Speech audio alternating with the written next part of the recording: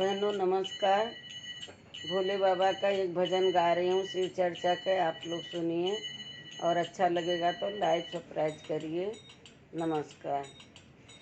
शिव चर्चा बवाल हो गई। शिव चर्चा बवाल भइल बाज करे हो जे के ताक दे भोलानाथ माला माल हो गईल।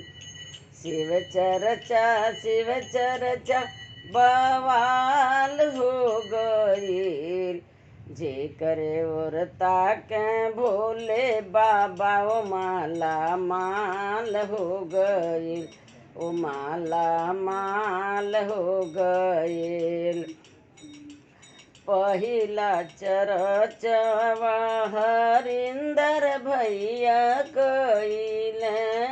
पहिला चरचवा हरिंदर भैया कइले। उनहु पर शिव गुरु मेहरबान हो गईले। जेकरे और ताके भोले बाबा ओ माला माल हो गईले। जेके ताक दे भोले बाबा ओ माला माल हो गईल।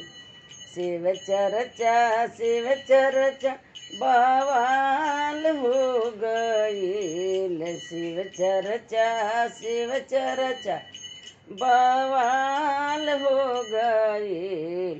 जेके ताके भोले बाबा ओ माला माल हो गईल।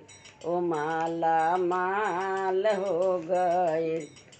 दूसरा दया नीलम दीदी मांगे।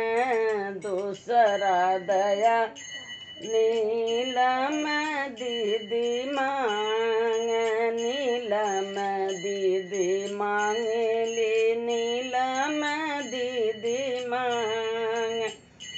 उनहु पर शिव गुरु दयाल हो गईले। जेकरे और देखले भोले बाबा ओ माला माल हो गईले। जेके ताके भोले बाबा ओ माला माल हो गईल। शिव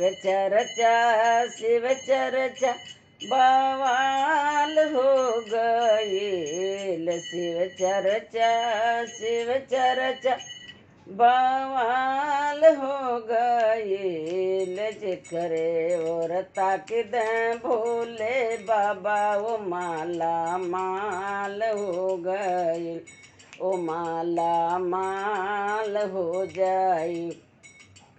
तीसरा नमन सब गुरु भैया कइले। तीसरा नमन सब गुरु भैया कइले। गुरु भैया कइले गुरु बहिना लोग कइली। गुरु भैया कइले सब शिष्या लोग कइली। सब शिष्या पे गुरु मेहरबान हो गए। सब शिष्या पे गुरु जी दयाल हो गए। जेके तक दे भोले बाबा ओ माला माल हो गए। हो जेके तक दे भोले बाबा ओ माला माल हो गए। जेके ताके भोले बाबा ओ माला माल हो गईल। शिव चर्चा बवाल हो गईल। जेके देखे भोले बाबा ओ माला माल हो गईल। जेके ताके भोले बाबा ओ माला माल हो गईल। हो माला माल हो गईल।